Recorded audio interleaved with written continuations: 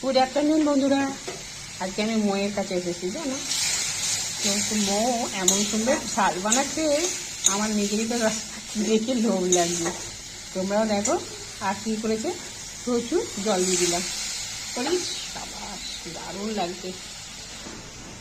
করেছে ইলিশ মাছ ভাজা, পোনা মাছের ঝাল, পেঁয়াজ দিয়ে লাউ শাকের ঝাল। তোমাদের সাথে কথা না বলে ইন্টারাকশন না করলে না মনে হয় যেন কি একটা বলা বাকি আছে, তাই আমি কথা বললাম। সবসময় সবাই বলে ভয়েস দিলে নাকি ভিউ আসছে না, এটা কি ঠিক? তোমরাই আমাকে জানাবে কমেন্ট করে।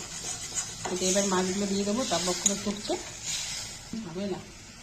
দেখি, এখানে হচ্ছে টাটকা মাছের ঝাল, টাটকা রুই মাছ।